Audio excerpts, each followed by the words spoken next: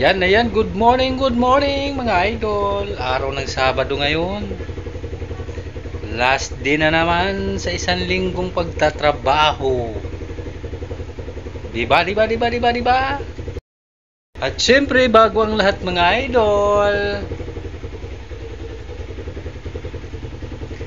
mag-intro muna tayo.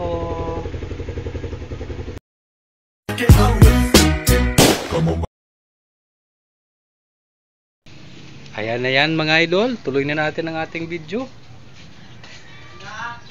Biyahe muna tayo.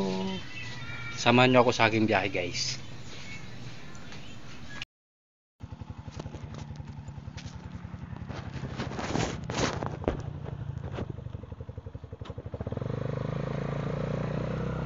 Okay mga idol.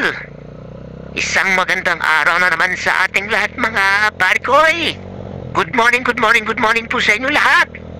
Napakaganda po ng panahon ngayon. Araw na naman po ng Sabado. Tayo ay papasok na naman sa ating destinasyon mga idol. Patungo sa trabaho ni Kuya Jomar. Oh my God! Ganito lang laging routine natin guys. Pasok, uwi, pasok. Gano'n lang natin sa trabaho guys. Ayun na nga guys, paglabas ko dito sa barangay Anonas, dahil oras na oras tayo guys ng gising, kaya kailangan natin rastrapin na ang takbo ng ating motor. Pero mga idol, mag-iingat po tayo sa ating pagmamaniho.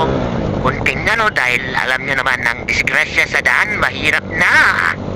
Kaya ito na nga guys, binirit si Mutmut para matarating tayo ng magandang oras at hindi tayo maabutan ng late sa trabaho. Kaya pag galit tayo, yaring-yari na tayo, bawas ang sahod ni Kuya Jomar, diba? Kaya ayan na nga mga guys, iniiwan ko na yung mga ibang motor kasi sila chill lang, ako naghahabol tayo ng oras guys. Ayan, pasok na tayo mga idol. Malapit na nga tayo sa ating destinasyon dito sa Gary International kung saan ako nagtatrabaho mga idol. Yan na, liliko na tayo. Pagdating dyan, brum. Ayan, nagsisipag naman ang mga nagtatrabaho dito guys. Ginagawa nila dito ang kanal kasi pag malakas ang ulan, naku, bahang-baha dyan. Kaya, good job mga parikoy. Ito na nga ang Gary International. Ayan na, lalabasan na. Joke lang. Ayan na guys, ito na mga parkingan namin sa motor guys.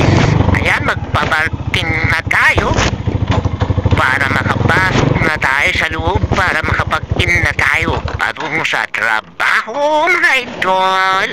Kaya ito na nga si Kuya Jomar, nagpapark na.